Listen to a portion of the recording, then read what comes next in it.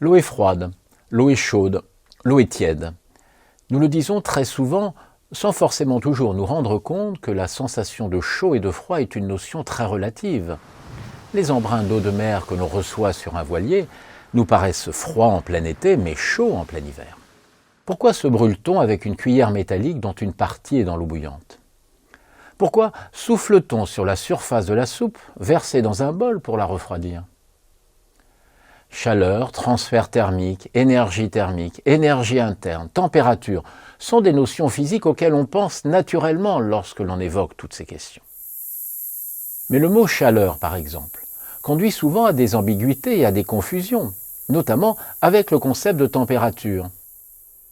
Nous allons, dans cette vidéo de la collection La physique animée consacrée au transfert thermique, présenter en s'aidant d'expérience les concepts essentiels liés au transfert thermique. Nous verrons ainsi les définitions de chaleur, température, conduction, convection et rayonnement. Qu'est-ce que la température et comment la mesurer ? La température est une grandeur physique souvent liée à la notion de chaud et de froid. Elle peut se mesurer à l'aide de thermomètres. Il en existe de nombreux types. On peut citer les thermomètres à mercure ou à alcool, les thermomètres électroniques, les thermomètres à infrarouge ou encore, c'est un bel objet de décoration, le thermomètre de Galilée.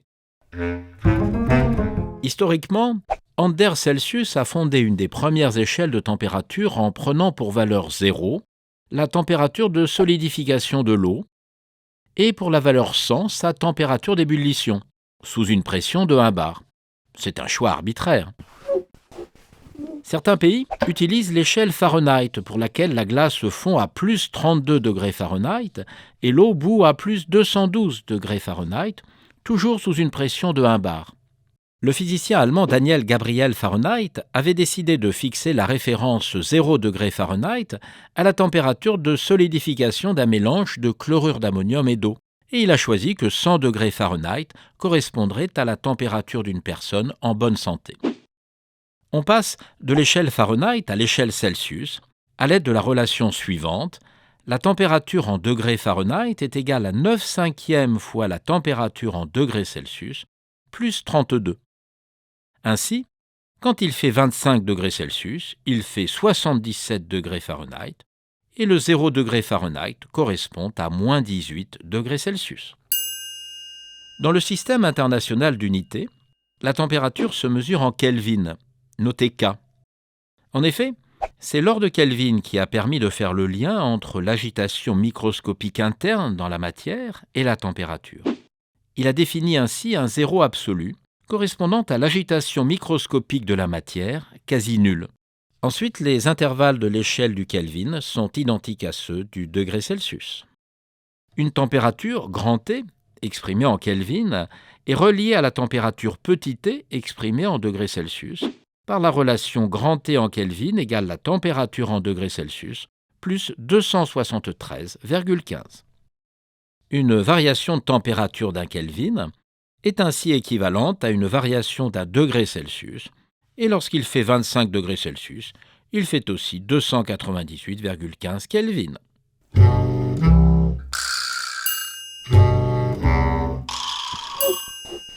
Mais que représente physiquement la température ? Comment savoir si un corps chaud a une température plus élevée ou au contraire moins élevée qu'un autre corps que l'on trouve également chaud ? Et peut-on définir la température d'un corps sans avoir besoin d'un thermomètre ? La température d'un corps est liée à l'agitation thermique de ses particules constitutives, molécules ou atomes. Celles-ci, en vibration permanente, possèdent de l'énergie cinétique, c'est-à-dire de l'énergie liée à leur vitesse. La température est donc une grandeur macroscopique qui est le reflet statistique des énergies cinétiques des particules à l'échelle microscopique. Pour un gaz monoatomique, comme l'hydrogène atomique ou l'argon par exemple, l'énergie moyenne E d'une particule de gaz, de masse m et de vitesse v, est liée à la température du gaz, exprimée en Kelvin, selon la relation E égale la valeur moyenne de 1/2 de mv², égale 3/2 de Kb fois grand T, où Kb est la constante de Boltzmann, égale à 1,38 10-23 joules par Kelvin. Cette énergie correspond à la somme des énergies cinétiques de translation selon les 3 directions indépendantes, OX, OY et OZ. Pour un gaz diatomique comme le dihydrogène ou le dioxygène, il faut considérer en plus le mouvement d'oscillation des atomes autour de leur position d'équilibre. L'énergie moyenne de la molécule sera alors plus élevée et donnée par E égale 5,5 de la constante de Boltzmann fois la température en Kelvin. Donnons quelques exemples de températures extrêmes. La température au cœur d'une étoile, plusieurs millions de Kelvin. La température de surface du Soleil, 5778 Kelvin. La température de l'espace sidéral, 3 Kelvin.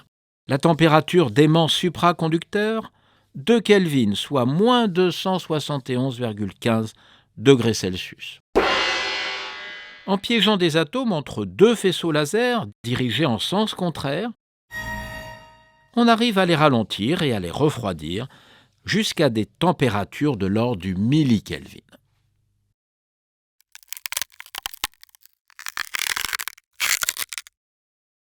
On dit souvent que l'on échange de l'énergie, mais peut-on aussi échanger de la température ? L'exemple le plus simple de situation mettant en jeu un transfert thermique est celui de 2 corps en contact ayant des températures différentes. Le corps le plus chaud cède de l'énergie au corps le plus froid. L'agitation thermique des particules constitutives du corps chaud diminue, et la température de celui-ci également. En contrepartie, la température du corps froid augmente car l'agitation thermique de ces particules augmente. Au bout d'un certain temps, l'agitation thermique est la même dans les 2 corps. On dit qu'ils sont à l'équilibre thermique, c'est-à-dire à la même température. Cet échange d'énergie est encore appelé chaleur. Un transfert thermique apparaît comme un transfert désordonné d'énergie entre un système et le milieu extérieur avec lequel il interagit. L'agitation des particules, ici des électrons dans un métal, se propage au gré des chocs avec les cations dans toutes les directions de façon désordonnée, conduisant à un échauffement par effet Joule. On peut alors à ce stade insister sur la différence entre température et chaleur. La température permet de décrire l'état d'équilibre d'un système, alors que la chaleur est un transfert d'agitation thermique assimilable à une quantité d'énergie et associé à l'évolution d'un système entre 2 états. Chauffons une casserole d'eau.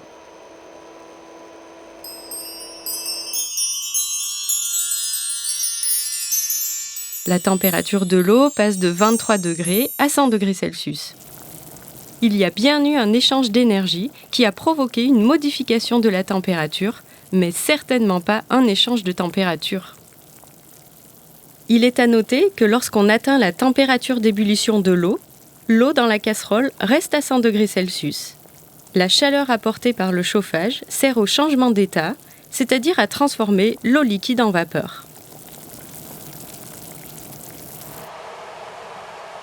Soyons plus précis sur les mécanismes qui vont permettre à des systèmes d'échanger de l'énergie sous forme de transfert thermique.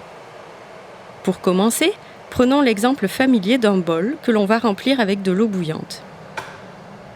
On vient placer un capteur de température sur la paroi du bol.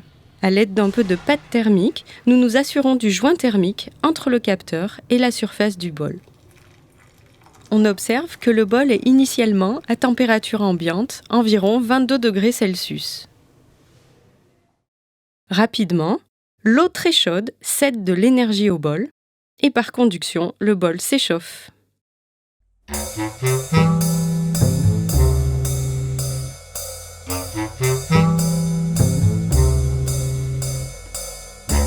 Réalisons une autre expérience pour visualiser la nature de ce transfert thermique. Prenons une tige métallique sur laquelle nous plaçons tous les 3 cm des trombones collés à la cire. Nous venons chauffer une extrémité de la tige tout en déclenchant un chronomètre.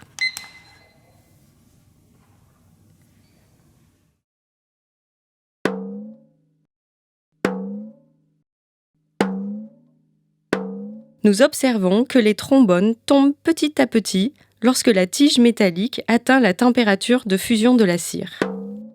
Le transfert thermique a lieu à travers un milieu matériel qui est, à l'échelle macroscopique, au repos. Et c'est bien au niveau microscopique que le transfert d'énergie s'effectue de proche en proche. Il y a diffusion progressive de l'agitation moléculaire sans aucun transport de matière. On parle ici de conduction thermique ou encore de diffusion thermique. Un métal, dont les électrons libres de conduction électrique participent activement à l'échange microscopique d'énergie, est un bon conducteur thermique. À l'inverse de la conduction thermique, la convection correspond à des mouvements macroscopiques de matière. Nous pouvons mettre en évidence le mouvement du fluide, ici de l'air au-dessus d'une bougie.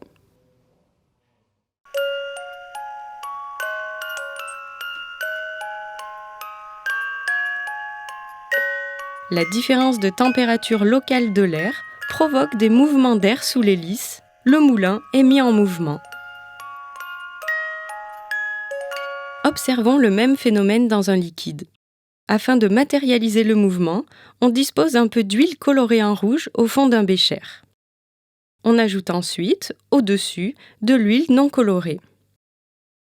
Lorsque l'on amène une bougie sous le bécher, il se crée une différence de température au sein de l'huile qui va engendrer des mouvements de fluide.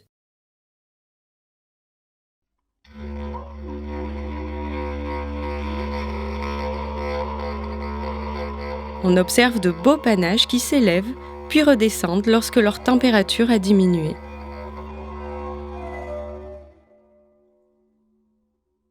Les corps chauffés émettent un rayonnement électromagnétique appelé rayonnement thermique. Dans les lampes à incandescence, anciennement utilisées pour l'éclairage, le filament chauffé donne lieu au phénomène d'incandescence caractérisé par une émission de lumière. Le métal apparaît d'abord rougeâtre, puis jaune, enfin de plus en plus blanc à mesure que la température s'élève. De la même manière, de la fonte en fusion apparaîtra colorée, ici jaune pâle, presque blanche, en fonction de sa température. La couleur ne dépend pas du matériau, mais de la température du corps. De l'acier, du verre ou de la lave de la même couleur, par exemple orange, ont la même température. Le rayonnement thermique peut se propager dans le vide, alors que la conduction thermique ou la convection nécessite un support matériel. Ce n'est pas un mode de transfert de chaleur, mais d'énergie, celle-ci pouvant se transformer en chaleur au contact d'un corps. Le rayonnement thermique a pour origine le mouvement des charges électriques présentes dans la matière, qui génère alors une onde électromagnétique, et il est d'autant plus important que la température est élevée. Pour des températures moins élevées, c'est le rayonnement infrarouge qui domine. Ce rayonnement peut être visualisé à l'aide d'une caméra de thermographie.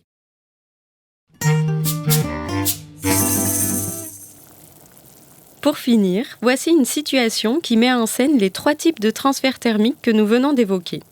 Le transfert par conduction, sans transport de matière, entre la plaque chauffante et le bas de la casserole, puis dans tout le métal de la casserole. Le phénomène de convection au sein de l'eau liquide dans la casserole. Et le rayonnement thermique généré par l'agitation thermique des particules du système.